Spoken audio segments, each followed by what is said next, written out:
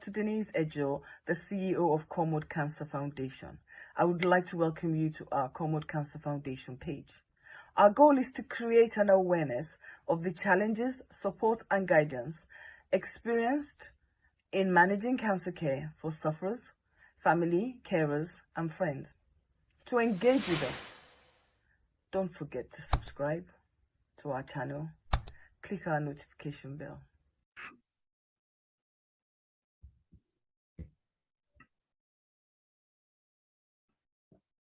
Good morning, everyone. I am now trying. James Grenfell is an Anglican priest who has previously worked extensively in parish ministry in the UK.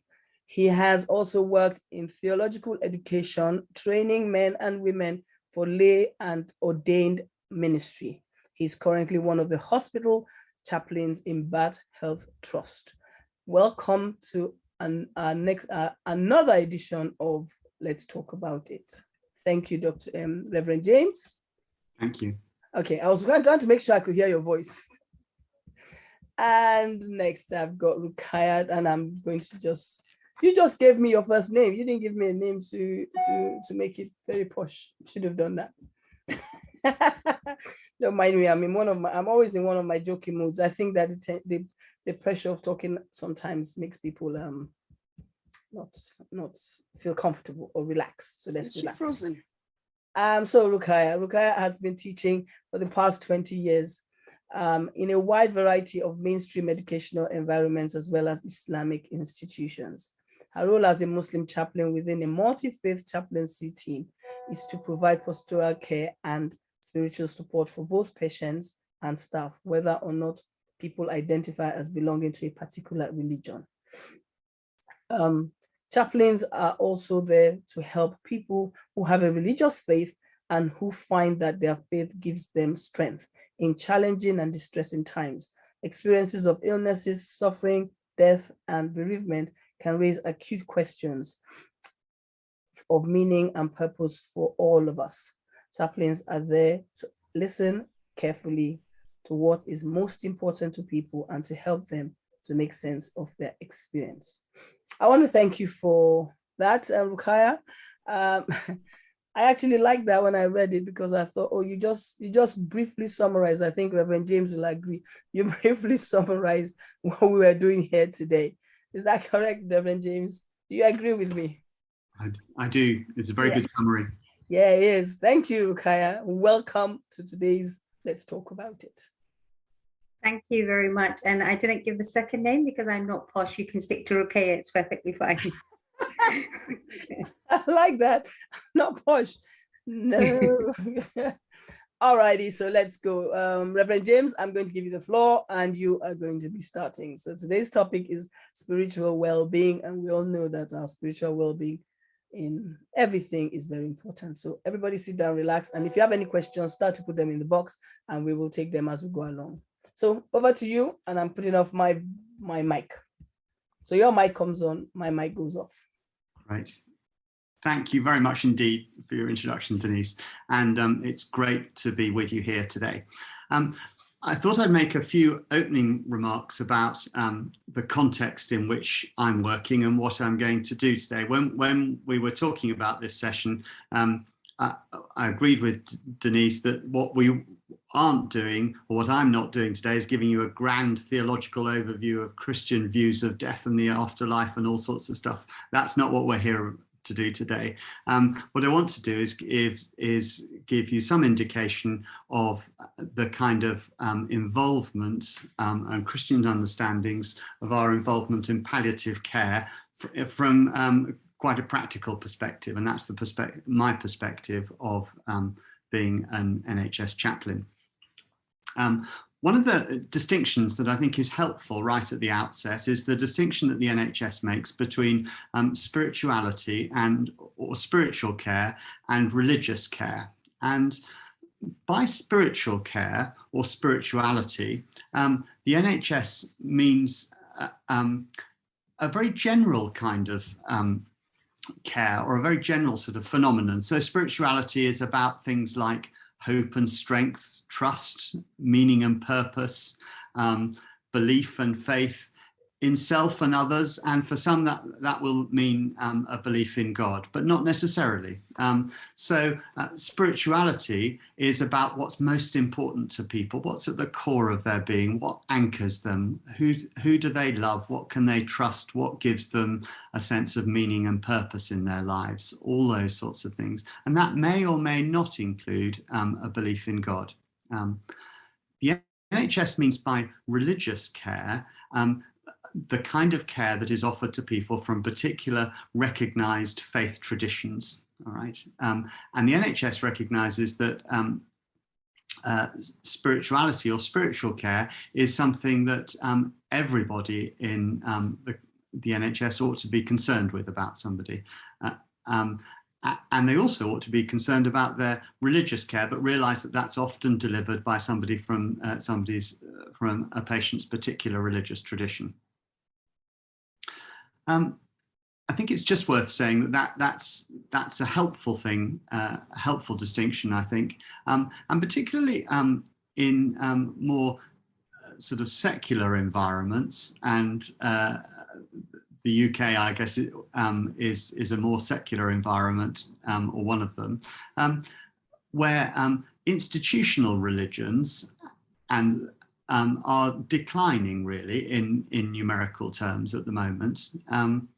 But the surveys that look at individual faith, and if you ask people whether they prayed in the last 3 months, do they believe in a God? Do they think that God gives direction and purpose to their lives? All those kind of things, that remains pretty stable at about 70% of the population would say that. Whereas fewer would say that they regularly belong to a worshipping Christian community, for example. I think it might be worth just going back historically to look at the medieval tradition. There was a medieval tradition in Western European Christianity called Ars Moriendi, which is Latin for the art of dying. And that was a fairly grisly set of rituals and exercises that patients were given towards the end of their life.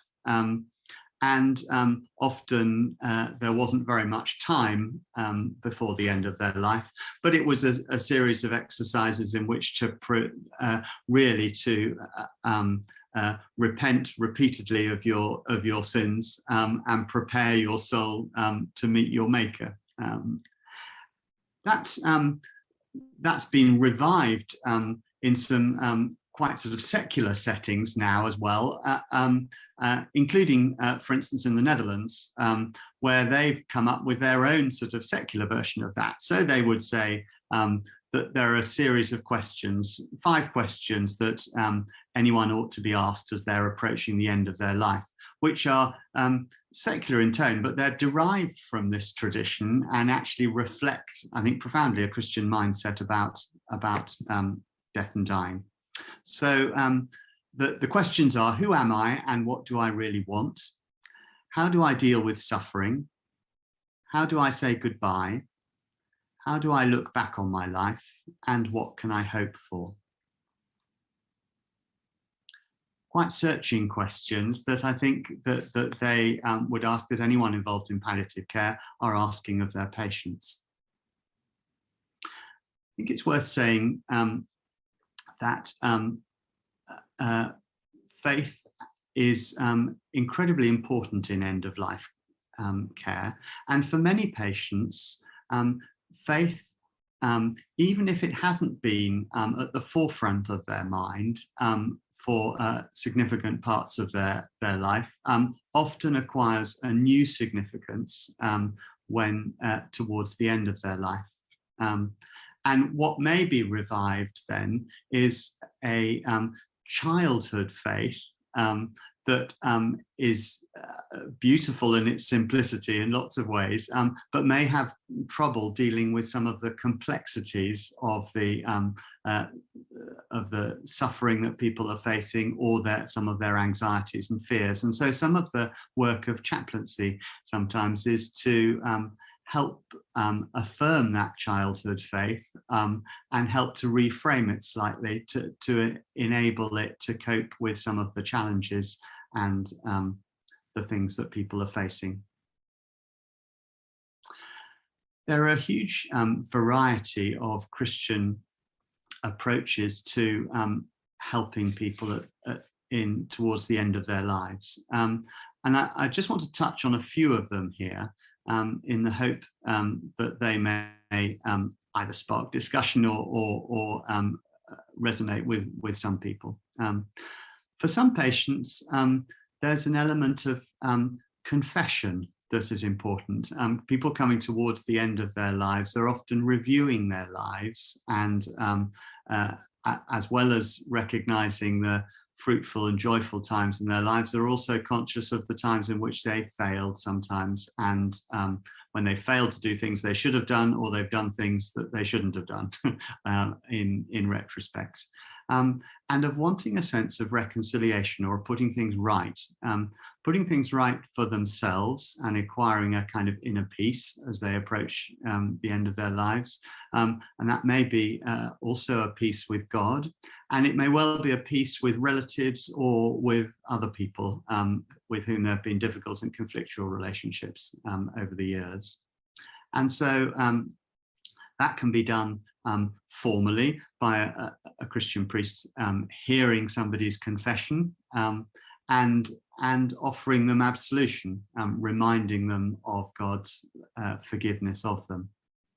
And sometimes it's important that that's done as an authorized professional. So I think, for instance, of a man in his 40s who I spoke to a while ago, who was dying of from cancer and had just a few days left to live. And then I spoke to his partner, and his partner, on her own, she came and saw me and said that she was terribly worried that God was punishing her partner who was dying because they'd never got married. They'd been together 20 years. They'd had a small child together, or about 7 years old or something. She was terribly worried that this was a punishment from God.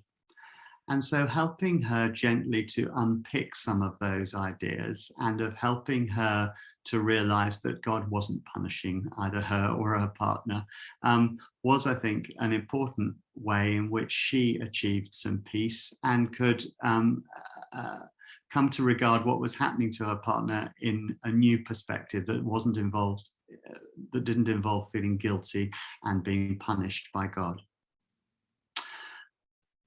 One of the other things people may well want towards the end of their lives are the scriptures read to them, either favorite pieces of scripture or maybe hymns that they've heard that are meaningful to them. There's a sense in a hospital setting, particularly, even the best hospital settings, of being cut off from all the things that help anchor our identity. So we're given different clothes, all our possessions are sort of taken away or at home, really. Those people who help remind us who we are often, who are always around us, often aren't able to come in so much. And that's been particularly true over the last 2.5 years. In this country. And so we need things that help anchor us, that help remind us who we are. And faith is a really important part of that for many people, helping to remind us of our core identity. And so having the scriptures read, or perhaps listening to music or listening to worship is part of that process for us. One of the other things that maybe we would like it, or people would like as they approach the end of their lives, is Holy Communion. That for some people that's a reminder of their identity, belonging to a particular denomination, or it may be regarded as food for the journey, in preparation for a journey that they continue with God after their death. I guess lastly, prayer, and prayer comes in a whole variety of settings. For some people, they would like quite formal sort of liturgical prayers that remind them of a long Christian tradition. And I'm sometimes quite conscious of that patients and their families sometimes right towards the end of their lives don't just want James's reflections on what might happen afterwards or James's reassurance. Actually, they want the tradition of the Christian church that's been available for 2,000 years and the experience of many hundreds and thousands and millions indeed of Christians over that time. And so to use those quite ancient prayers sometimes or set liturgies is a way of helping people to tap into that tradition. And in some cases, symbols like anointing are also important.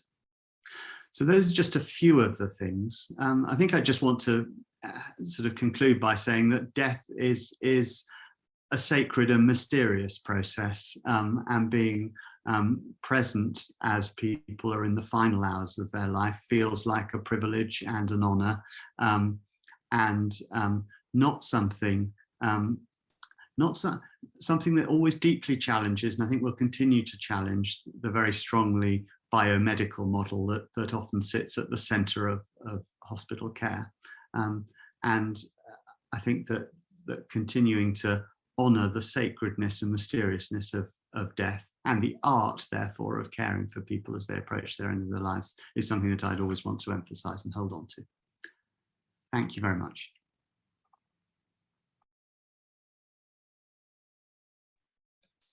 Thank you, Reverend James. I think it brought about a lot of reflection. So well done. Thank you. Thank you. Thank you. Thank you. Thank you. It highlighted something though, and I'm going to bring it up. It highlighted the fact that, and I'm summarizing because we're going to have a lot more things to come up with, but it highlighted for me one of the first things I picked up from what you talked about, which is the fact that when we're getting to, or we're getting to, okay, let me put it from a cancer patient's perspective, because that's because we cancer patients are in a situation that they didn't really understand how they got there. There's a lot of whys and what did I do wrong? And it's very sad because a lot of people do make cancer patients believe that they did something wrong. And that's why they're in the position in which they're in. Yes. And when you said it, it hit home because, and I think it will hit home to most cancer patients around the world, irrespective of religion, that is one thing we actually hear. And gradually people walk away from you because they actually either see you're plagued or well, you're dying, they don't want to be there, you know, and it's very sad because it's automatically translated without actual understanding of how the patient themselves is feeling. You agree? I do, and I think sometimes what patients often want from me is not a kind of just an intellectual interrogation of that position, but the strong sense of a God who stands in loving solidarity with them in it.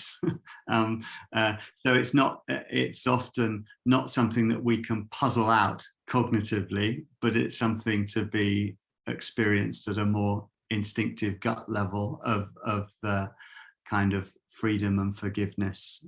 Well, not even forgiveness, but the kind of mercy and grace that God shows to us, and experiencing that, and refusing to believe absolutely in a God who punishes people like this. Thank you. Thank you. So questions are going to come up after, but we're going to now take on Ruquyya Van Card. Welcome, Ruquyya, and I've already introduced you and I've shared what you stand for, which is really awesome, because both of you actually helping me to get a break after this. So let me take it from there. I'm giving you the floor now, and We'll come back to you in a few minutes. Thank you. So Islam and illness. So I'm looking at the Islamic angle and working within the NHS, continuing on from Reverend James, looking at the Islamic view. Within the Islamic tradition, we're taught three things, and we all know this, and every Muslim will know that when you're born, three things are written: your risk, like your sustenance, your marriage partner, and death, your time of death and where it will take place. And it's something we generally say in general conversation. We talk about death quite a lot, and we say, the time was written. Or if somebody dies, the first word we're supposed to utter is Inna lillahi wa inna alayhi raji'un. And what that means is, verily we are from God, and it is to God we will return. So it's there. However, when someone's afflicted with sickness or illness, all that knowledge goes straight out, and all of a sudden you're questioning, why me? Is this because of my sins? Am I being punished? What's happening? Often it's a misconception that a lot of people say that, you're being afflicted so that your sins are washed off. And Islamically, that's not true. We do have a concept that not even a thorn pricks you without there being a reward for you in the hereafter, not even a thorn. But when heaven has lots of levels, and when somebody is afflicted, often it's that they can be purified and go higher and higher and higher into higher levels. They can be raised with prophets and very prestigious high people. And often it happens that when somebody's ill or they're facing illness, all these things are forgotten, and all of a sudden they start thinking, am I being punished? Is this for my sins? What's happening? And as a chaplain, we're able to shift through that and speak. With one of my first patients, she actually had cancer, and her husband passed away from cancer as well. And he had faith. And her question to me was, he had faith. He was a strong Muslim, yet he died of cancer. I don't believe since then. And now I have cancer and I'm dying. What's happening? And there was a lot of conflict there. And we were able to sit down, go over this, speak about it. And she was able to reconnect with her faith. Look at a merciful God. A merciful God is not punishing you. And often when we're ill or something happens, one of the first instinctive things that comes to mind is, oh God, you remember God, you mention God, you connect back, you go back to that. And as chaplains, we're very, very blessed to be able to be with someone in that state when they're analyzing this and having these conversations, to be able to help them reconnect, to help them. Islamically, again, with cancer, it's actually seen as a blessing. As I said, we're all going to die. This is written. Again, your life here is temporary. We're brought here to attain Jannah, to do something and be able to earn heaven.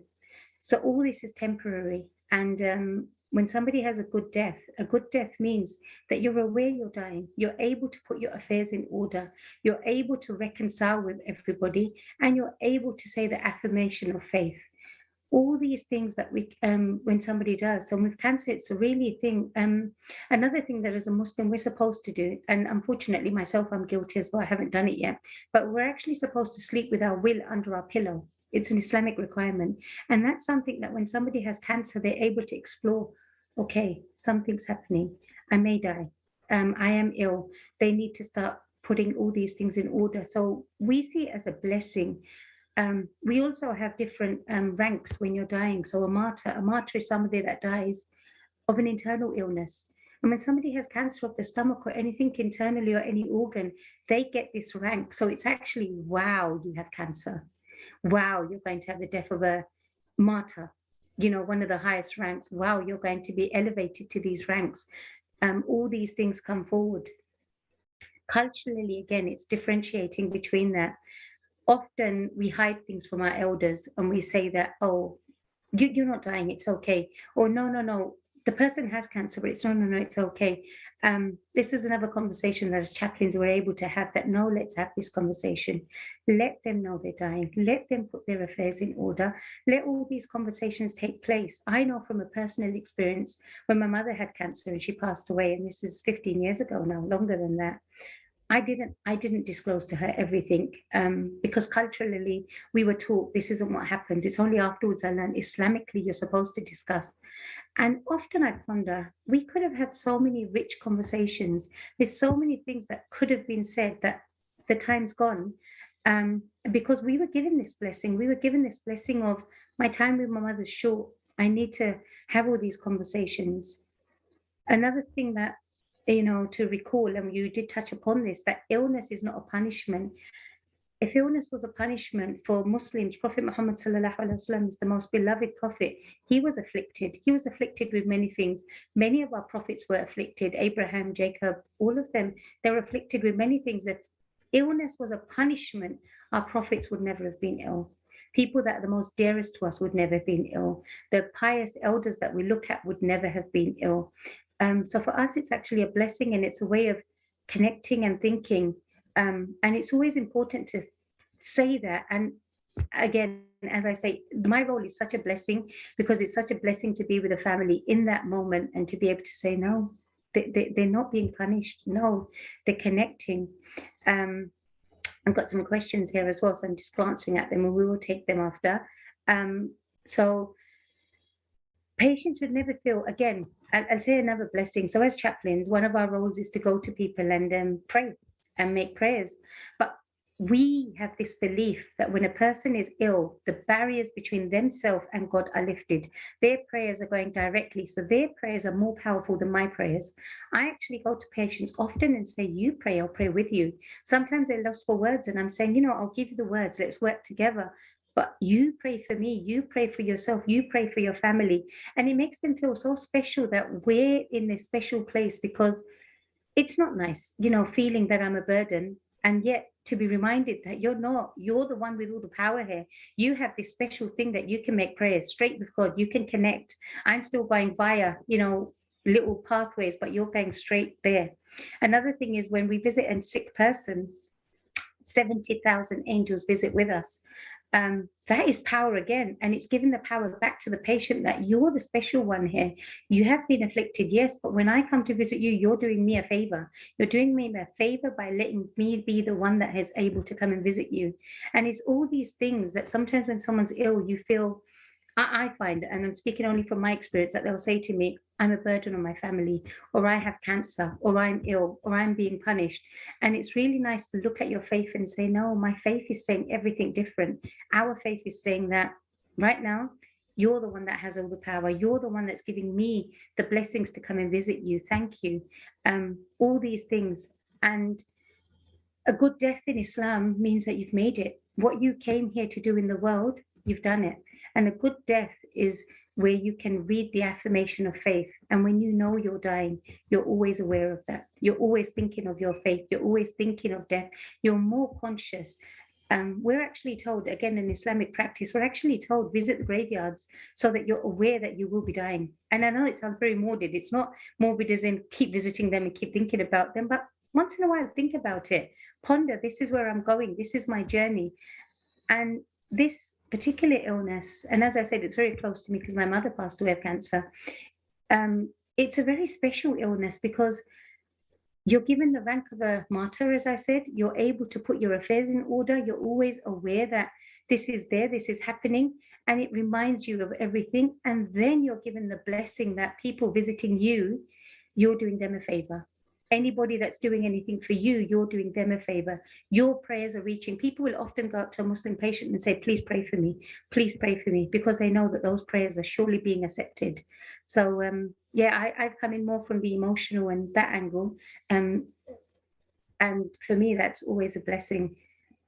Would you like me, Denise, to take questions now, some of the ones for Islam, or would you like to go back in and do it that way?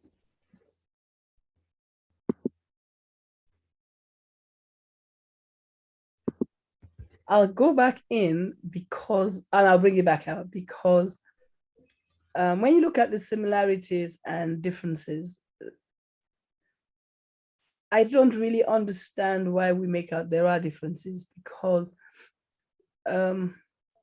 Islam actually, from what you've now explained, and you know, that's one of the things I find very interesting is when we are educated, and that's why education is key, because a lot of people don't know, and what they think they know is not always what really is just the facts. So like breaking it down for me, what you've just said now, I'm able to know that I can guide someone tomorrow who is a Muslim and in this and say, you know what, why don't you talk to your imam directly? You know, it's just knowledge becomes very powerful.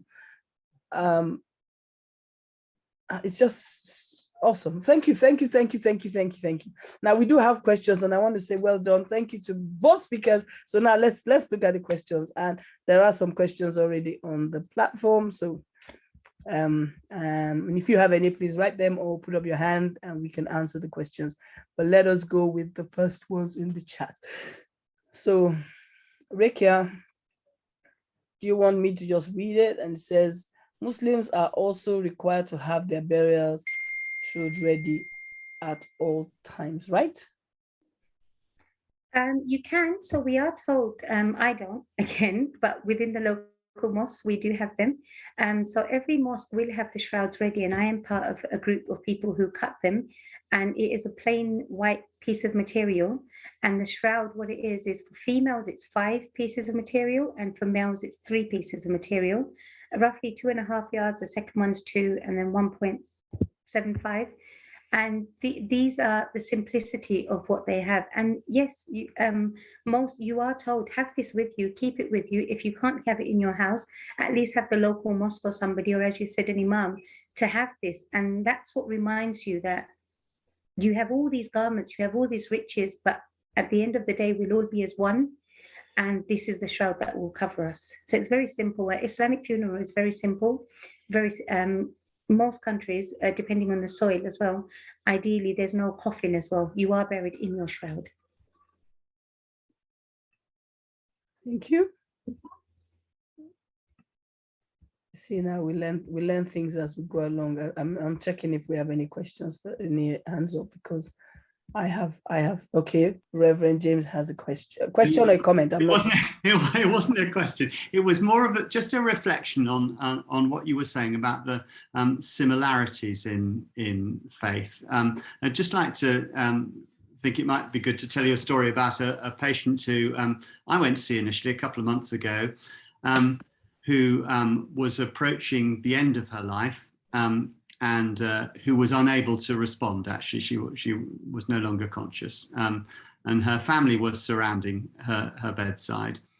She'd been born as a Muslim, and she had been raised as a Muslim, and then as an adult she had married a Christian and converted to Christianity. But her family, who were surrounding her bedside, said that actually her faith was a kind of eclectic mixture of lots of things, really, all right, and was a very rich part of her life. And so I asked her, well, I asked the family whether they liked prayers, and they certainly would.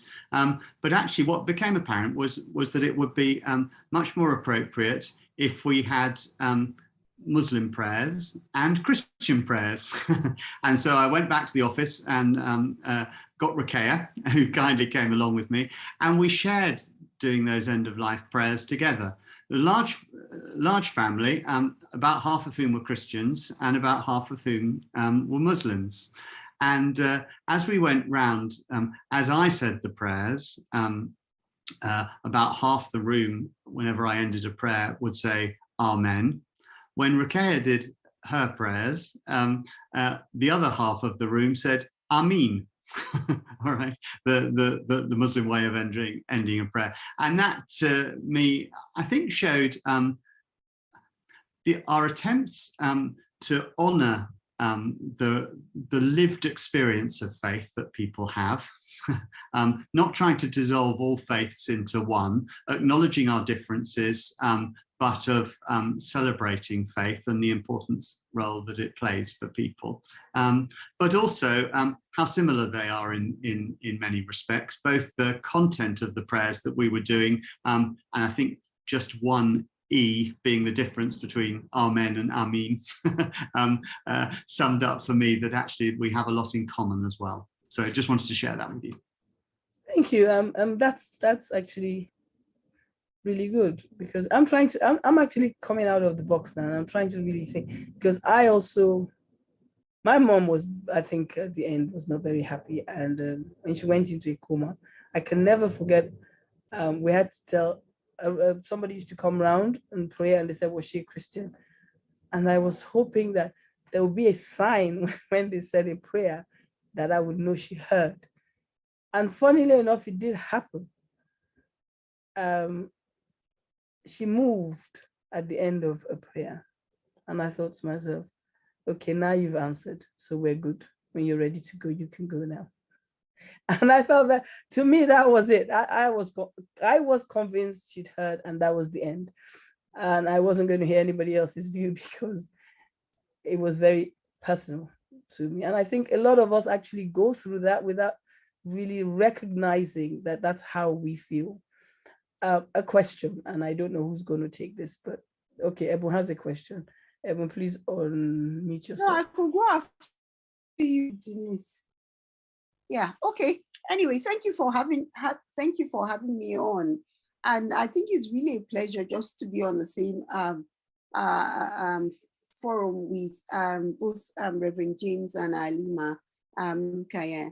It's really been an honor working with both of them, as well as working with the entire team, because palliative care actually is incomplete if you don't have the other dimensions being catered for, and that is the physical dimension, the psychosocial dimension, as well as the spiritual dimension. And it's very interesting that, because we are human beings, and of course we try to be positive during an illness trajectory, that usually the focus can just be on, the aspect of healing.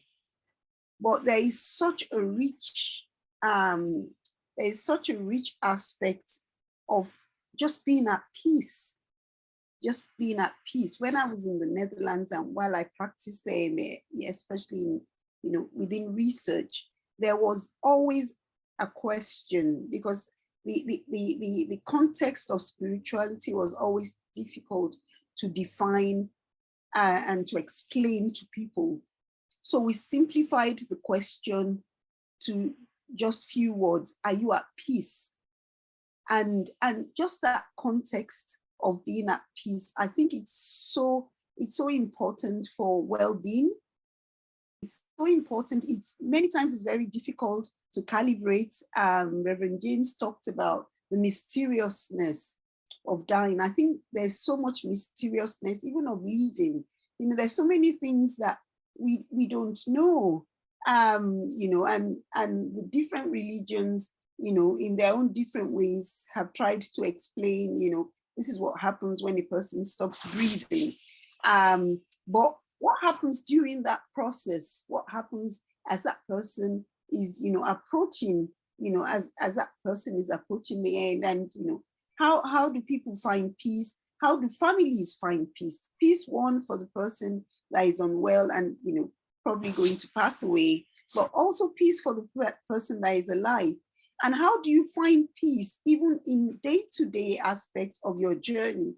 If you have, if you have an illness, or if you don't even have an illness, I think that religion just plays an important role. And working together with different practitioners can be very, very, it can be very humbling, and every day you learn different things. So I'll keep quiet. Yeah, that was what I wanted to say. Thank you, Dr. Ebu. Thank you for your contribution. I am going to ask, I don't know who the question is going to be for, but the question is, bearing in mind, okay, I've heard from the Muslim part about the end of life, and then the Christian part is almost similar. However, why do we have a serious challenge of, I want to be very careful with the words, not taking on board and helping ourselves spiritually and in our well-being? And I'll explain why. When you live with cancer, so for someone like me living with cancer, I've been on it for 6 years by August, and it's not gone. I'm in treatment. I've been in treatment for the 6 years. Now, when I have to process, and I try to tell people that there is nothing else worth in life that is as valuable as being able to know that if God says you should come home today, you are ready to go home. A lot of people don't get it. And you find a lot of, I don't know if it happens in both faiths, but for the Christian perspective, it's not my portion. I know in Islam, I know Muslims say "Auzu billahi," and I think it's almost the same meaning. And I wonder why we don't get through to people that, you know what, we know life, death is a final bus stop for every single person. And why we don't look at life and say, why can't I, knowing fully well I'm in the cancer journey, right? You already know you're in the cancer journey. So to me, I say we already have an advantage. But people think, why are you thinking like that? Why?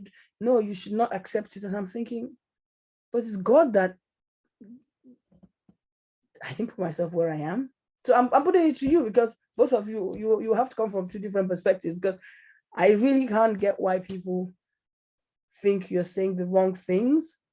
And we need to help each other to step out of the box, especially cancer patients, and face our realities and learn how to navigate our realities so that at least we end up with a lot of peace. I have so much peace, but I've been able to navigate around it, and I don't really bother about it.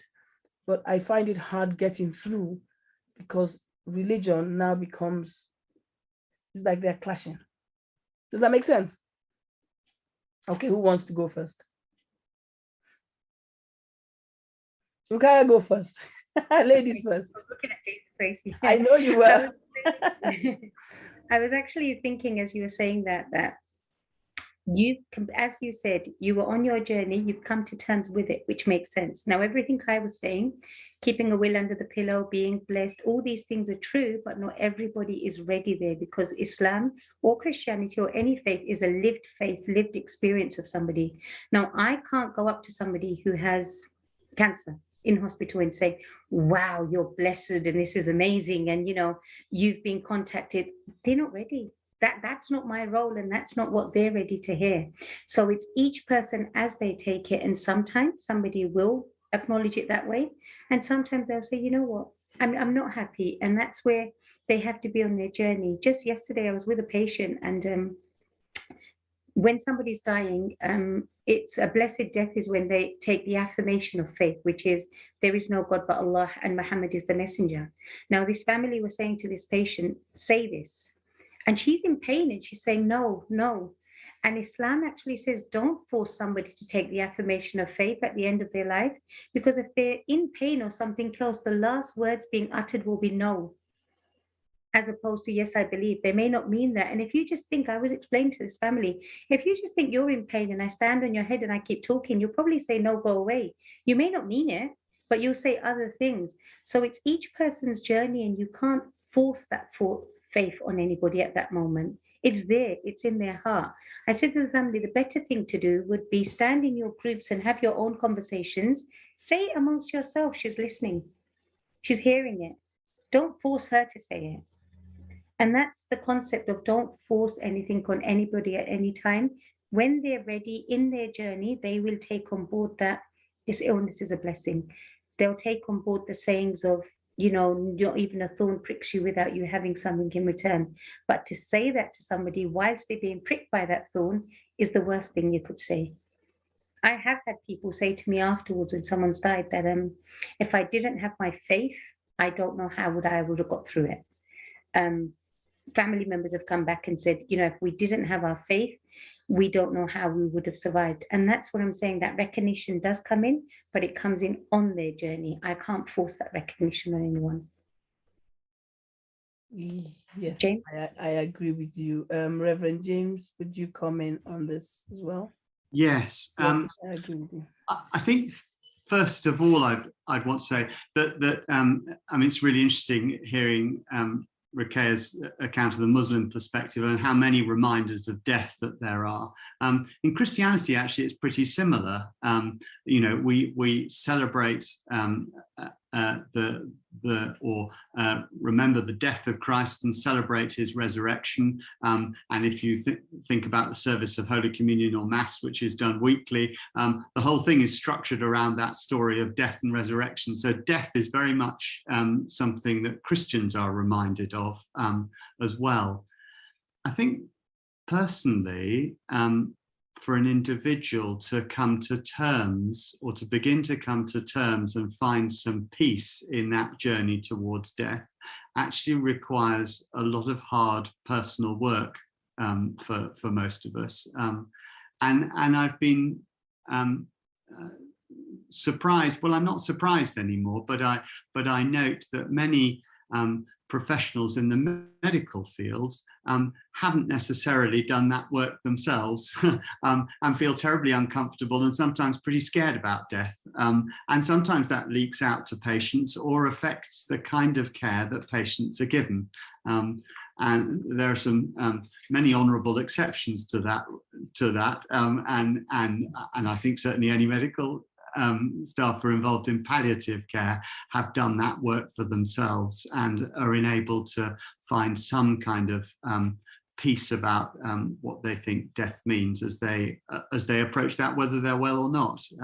So I think there's a kind of peace as well, perhaps for people who are on longer journeys, and a cancer journey is a longer journey for some people than some particularly road traffic accidents or something like that, that involves finding a kind of peace and a reconciliation with death that perhaps that doesn't involve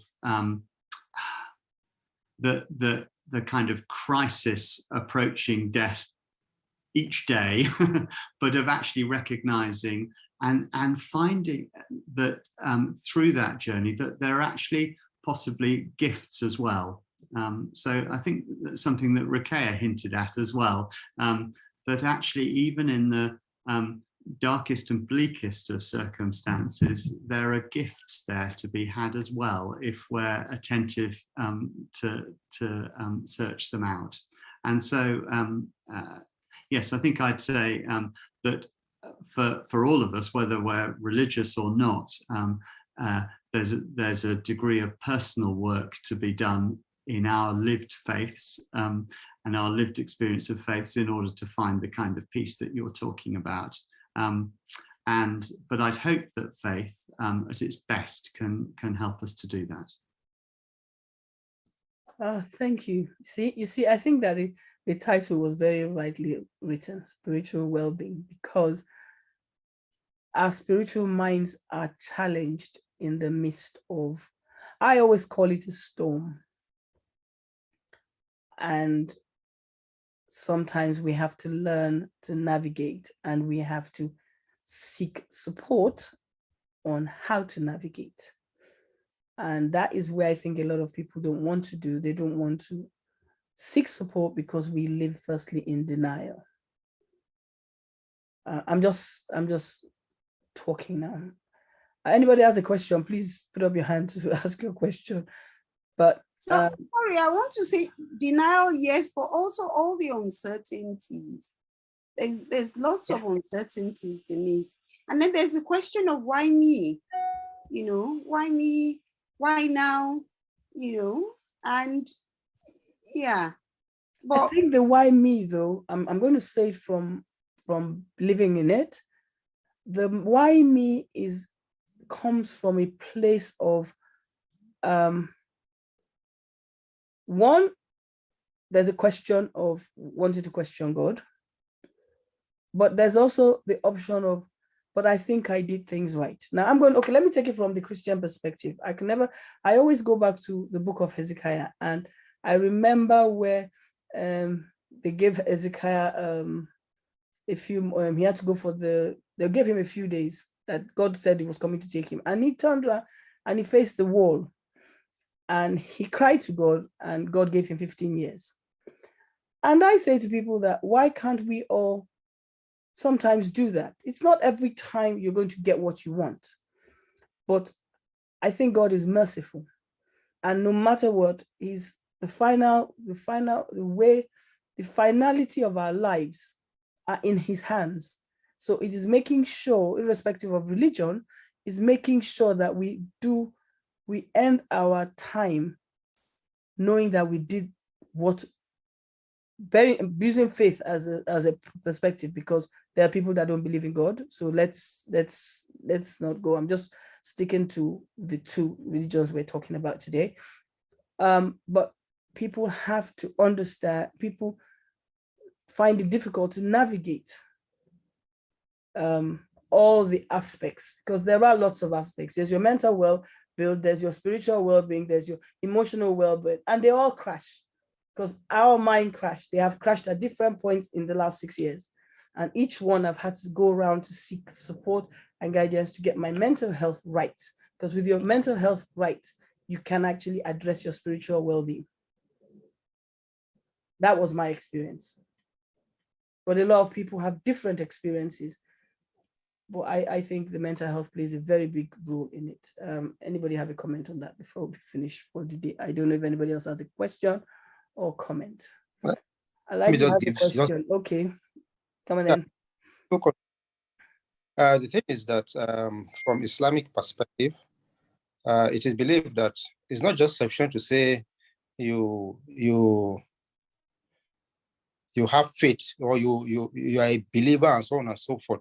Because even when you believe, the Almighty Allah will test you with something of fear, loss of wealth, loss of health, because there's a verse in the Quran that says you'll be tested, and he will give glad tidings to those who, if you have faith and you believe that it's from the Almighty Allah you come, and to him shall be the final return.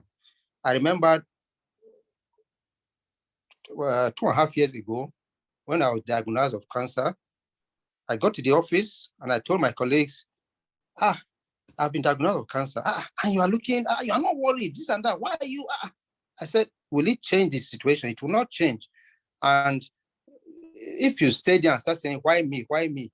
When, if you have faith, you'll be tested. Even the prophets, Jesus, you have to, once you have that perseverance and believe that, well, it's from Almighty Allah you come, and to him you return, it will help you in navigating through the journey.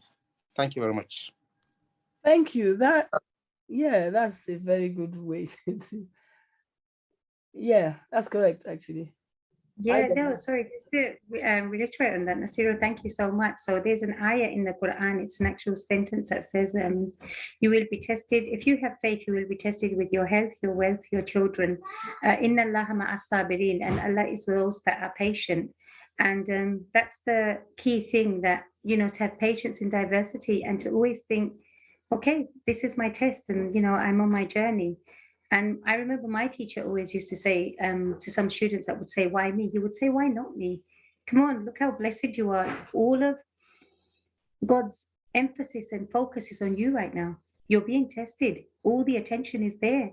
Let's embrace that. And it's another way of looking at that when you have a child misbehaving in school and they're being told off, for that 10 minutes, all the teacher's attention is on that child. So it's another way of looking at things as well, that, you know, at that moment, I'm in a special place. I'm being tested, and inna Allaha ma'as sabirin, Allah will be those that are patient. Thank you, because you know what crossed my mind as well? The book of Job. And the book of Job actually watched everything. So it was like you just summarize the book of Job and how the test, because sometimes when I read it, I go, gosh, how did he cope? Reverend James, do you want to end on that note for us? I don't think anybody else got any questions. It's a cheerful book, the book of Job, isn't it? Yes. To end on. It's, I think importantly, actually, though, the book of Job, when there's a series of cycles, isn't it, of Job's 3 friends who come to him, and they begin by sitting with him in silence, in solidarity with him. And then they begin saying, don't they, each of them from a slightly different perspective, it must have been something you've done wrong. You must have done, there's something. And Job absolutely refuses to accept that causal link between his suffering and as a punishment from God. All right. And at the end of the book of Job, Job has a vision of God that helps to reframe his experience, but it's not a kind of cognitive solution to that problem. And he says, oh yeah, actually I remember I did do something wrong.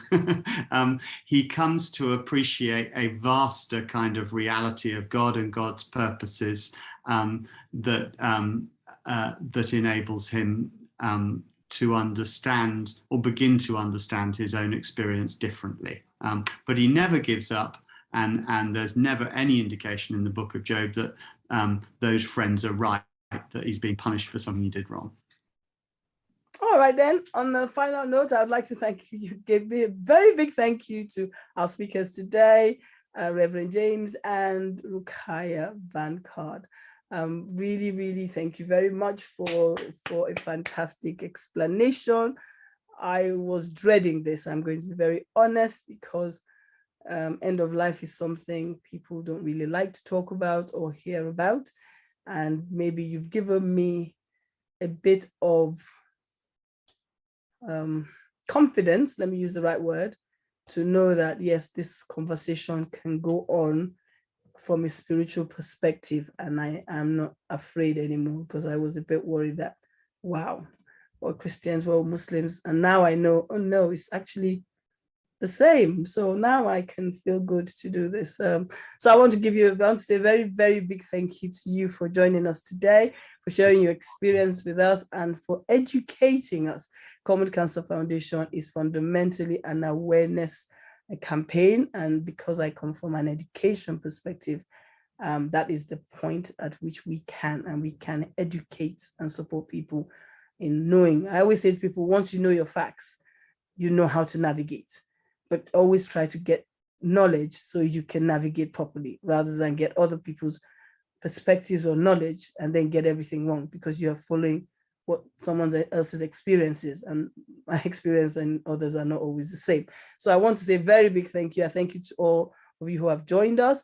This will be on YouTube later this weekend, so it can be shared with people. That's this entire conversation will be on our YouTube page, which is on Common Cancer Foundation. We are also on Instagram and Facebook. Facebook Live will go off as soon as we are off. And that is also there for people who want to watch it. They can watch it on Facebook. So it's now open for anybody to share it, and let us get the message out that where there's life, there is hope. And we should always be determined to share love in the midst of the storms. I always say, in the midst of the storms, share love and everybody will be happy. And we all will, because we're all going home one day. So thank you very much, Reverend James, and thank you very much, Ruquyya, and to everybody on that platform. Have a fantastic weekend. Thank you, and goodbye. You can unmute yourselves now. I am stopping the recording.